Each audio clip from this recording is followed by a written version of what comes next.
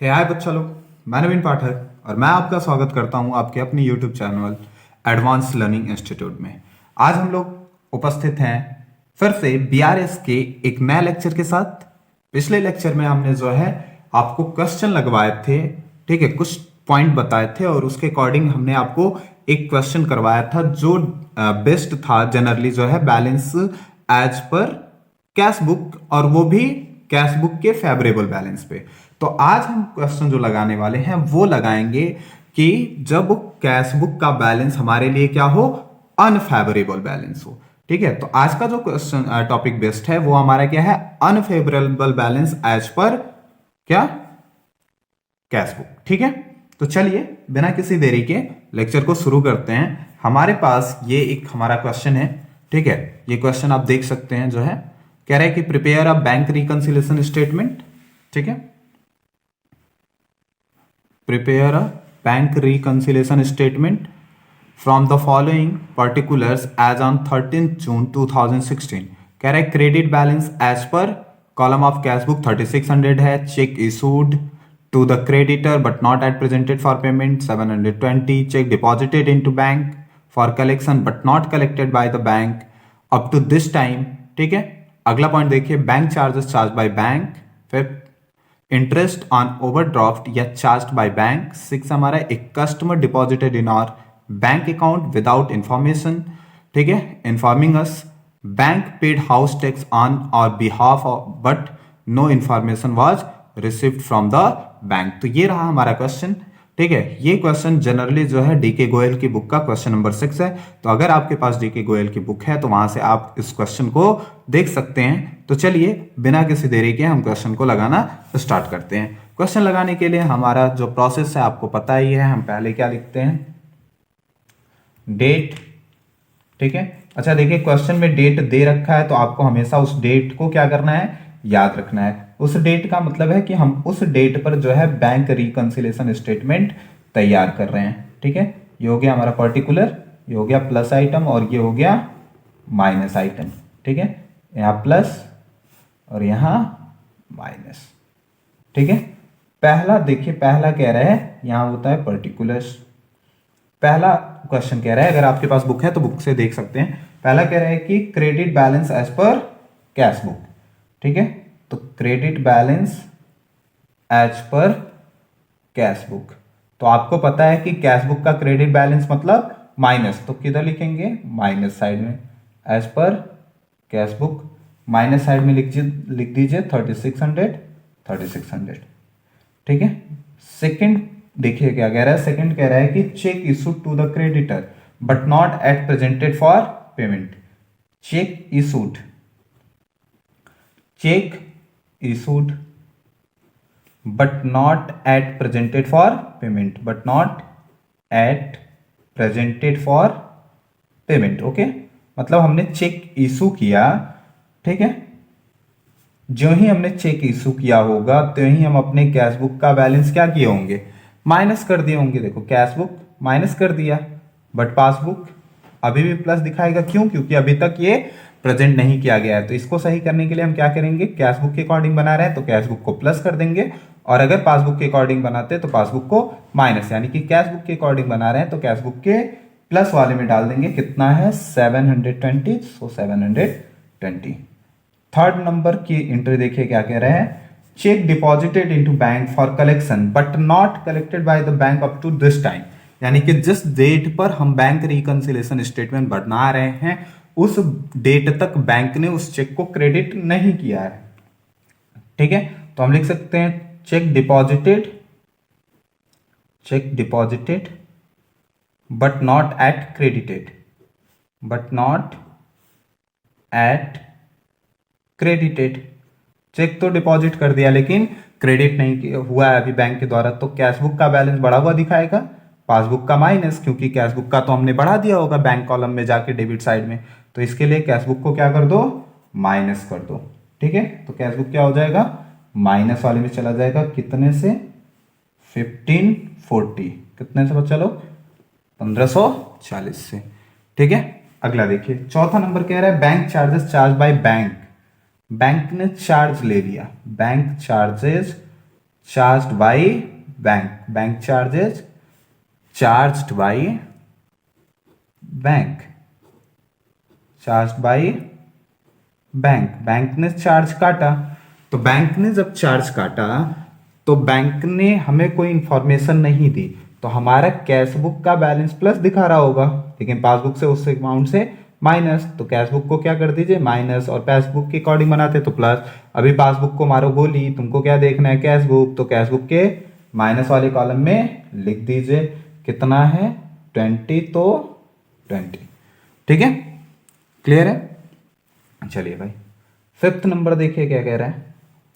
Fifth number हमसे कह रहा है, ठीक है, फिफ्थ नंबर का क्वेश्चन, फिफ्थ नंबर में कह रहा है interest on overdraft charge by bank. ठीक है, बैंक ने ओवरड्राफ्ट पे इंटरेस्ट ले लिया है, इंटरेस्ट ऑन ओवरड्राफ्ट। ठीक है, अब इंटरेस्ट काटा, ठीक है, किसने काटा, बैंक ने काटा। ठीक है, हमें नहीं पता, तो कैश बुक का बैलेंस बढ़ा हुआ दिखाएगा, पासबुक का बैलेंस माइनस, तो कैश बुक का माइनस कर दीजिए। ठीक है, तो माइनस वाले अकाउंट में डाल दो, कितना है भाई 25, सो 25। ठीक है, 6 नंबर देखिए क्या कह रहा है कि एक कस्टमर, ठीक है, एक customer deposited into our bank account without informing us, यानी कि डिपॉजिटेड, ठीक है, directed in bank account, deposit direct in bank account, in bank account by customer. ठीक है, हमारा कोई कस्टमर था, उसने डायरेक्ट हमारे बैंक अकाउंट में क्या करा, जमा कर दिया, लेकिन हमें नहीं पता, तो कैश बुक का बैलेंस माइनस दिखाएगा, पासबुक का बैलेंस बढ़ा हुआ, तो कैश बुक को क्या कर दीजिए प्लस कर दीजिए, यानी कि जितना उसने डिपॉजिट किया है उस अमाउंट से हम क्या कर देंगे प्लस कर देंगे 240। ठीक है, ठीक। 7 नंबर देखिए क्या कह रहा है, 7 नंबर कह रहा है कि bank paid house tax on our behalf but no information was received from bank. ठीक है, बैंक ने हमारे कहने पर हाउस टैक्स पे किया, यानी कि house tax paid by bank, ठीक है, on by bank on our behalf. ठीक है, तो यहां पे कैश बुक का बैलेंस प्लस दिखा रहा होगा, ठीक है, और पासबुक का माइनस, तो कैश बुक का क्या कर दीजिए माइनस कर दीजिए। ठीक है, तो इसको किधर लिख देंगे माइनस वाले में, कितना 35। ठीक है, सबको ऐड कर लीजिए, और जो है ऐड करके क्या करिए लिख लीजिए, दोनों साइड आपके इक्वल आ जानी चाहिए। ठीक है, बराबर होना चाहिए, इसे ऐड कर लो, ऐड करके दोनों का जो डिफरेंस आएगा उसे लिख दो। यह आएगा 3600, 1500, 20, 25, 35। ठीक है, इन सबको ऐड करके क्या करिए लिख लीजिए, जो इन दोनों का डिफरेंस आएगा इसका और इसका, ठीक है, प्लस आइटम का, वो यहाँ पे लिख देंगे क्या डेबिट बैलेंस इन पासबुक। ठीक है, तो ये हो गया जब क्या हो डेबिट बैलेंस एज पर क्या दिया हो passbook, sorry credit balance as per passbook. ठीक है, क्लियर है। तो credit balance as per passbook आप आराम से इजिली बना सकते हैं। अब देखिए कुछ ऐसे टॉप पॉइंट हैं जो हमें याद रखने होते हैं। ठीक है, उन पॉइंट की बात हम करते हैं। ठीक है, वो देखते हैं कौन कौन से पॉइंट हैं। ठीक है, जैसे कि मान लो some important transaction, some important transaction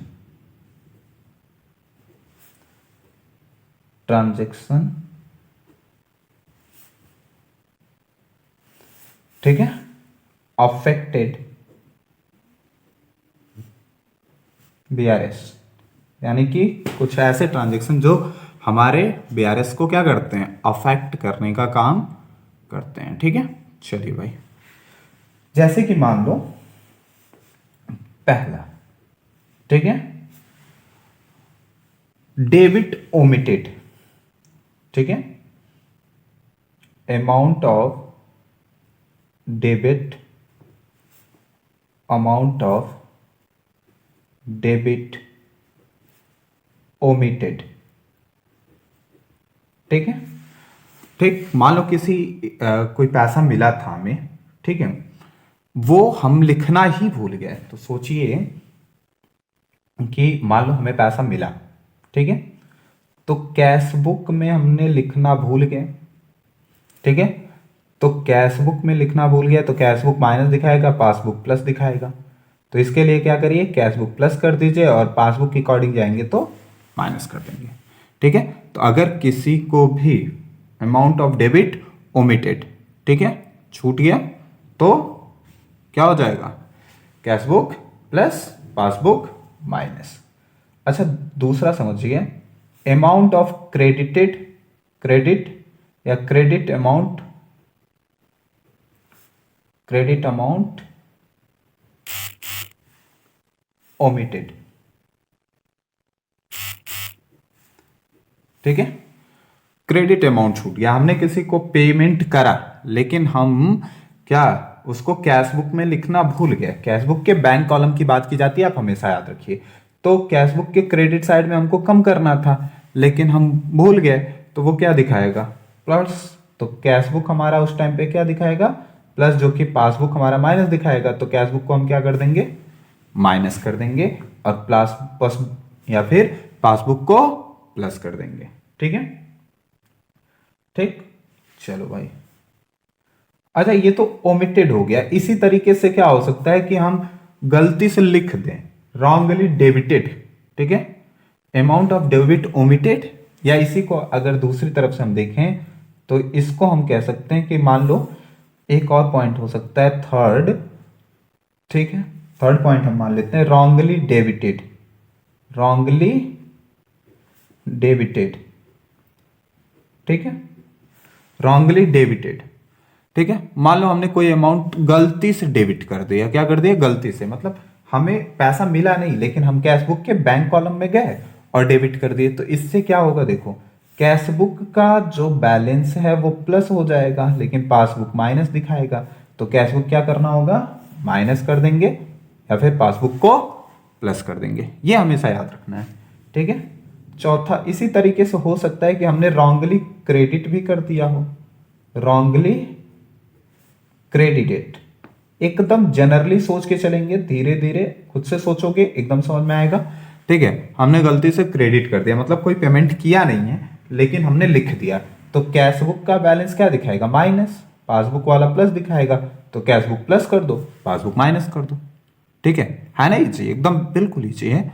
ठीक है, आपको हमेशा सोचते हुए चलना है। ठीक है, अच्छा, मान लो कि हमने कोई अमाउंट डेबिट करना था लेकिन उसे क्रेडिट कर दिया।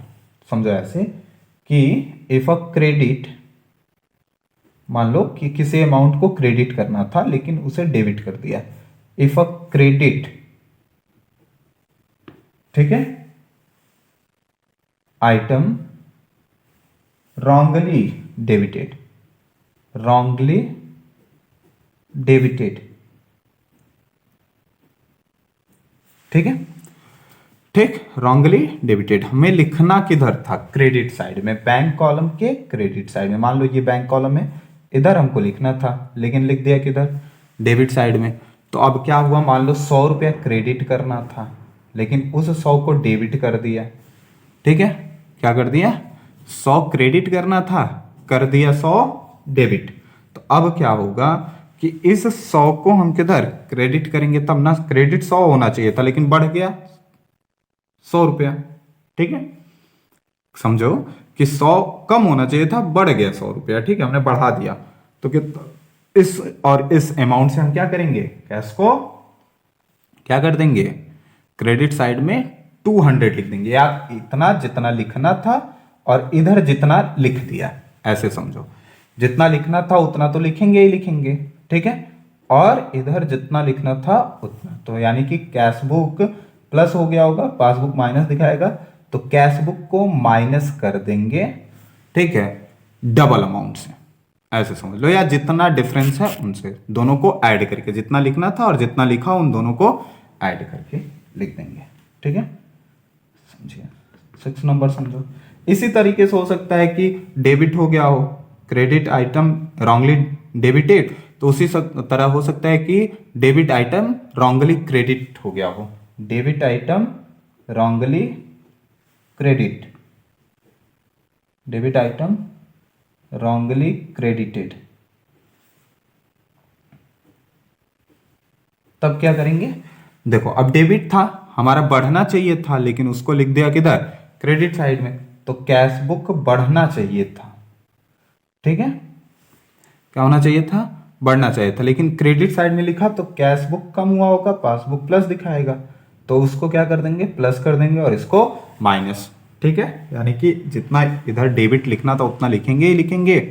ठीक है, और जितना उधर लिख दिया है उसको भी इस साइड ऐड करके लिख देंगे। ठीक है, चलिए इसी तरीके से हो सकता है कि कोई रॉन्ग अमाउंट डेबिट हो जाए, ठीक है, तो उसे कैश, बस जनरली सोचते चलिए। ठीक है, ऐसे आपको कई सारे 8-10 पॉइंट मिल सकते हैं। मान लो अगला पॉइंट हम ले सकते हैं कि, ठीक है, रॉन्ग अमाउंट, मान लो wrong amount debit but correct side. ठीक है, wrong amount debited, wrong amount debit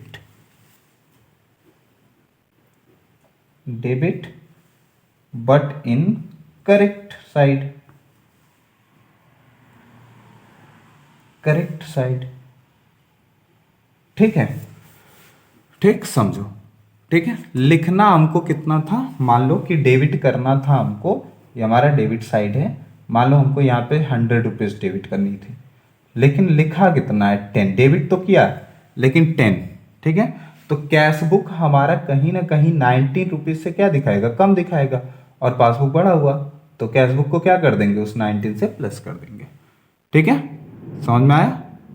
इसी तरीके से हो सकता है रॉन्ग अमाउंट क्रेडिट हो गया हो बट इनकरेक्ट साइड। ठीक है, तो जितना कम होना चाहिए उतना से वो बढ़ा हुआ दिखाएगा, इस तरीके से।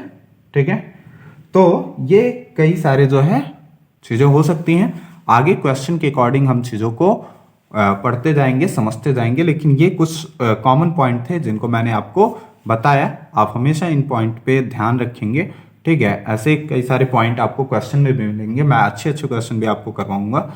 ठीक है, कल के लेक्चर में हम बात करेंगे कि जब जो है फेवरेबल बैलेंस हो एज पर पासबुक, तो मैंने favourable balance as per cash book पढ़ा दिया, favourable balance as per unfavourable balance as per cash book बता दिया।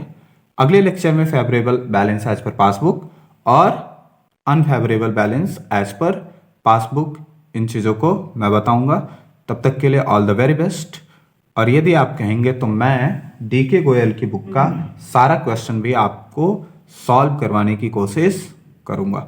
तब तक के लिए ऑल द वेरी बेस्ट। घर पे पढ़ाई करते रहिए, मिलते हैं अगले लेक्चर में।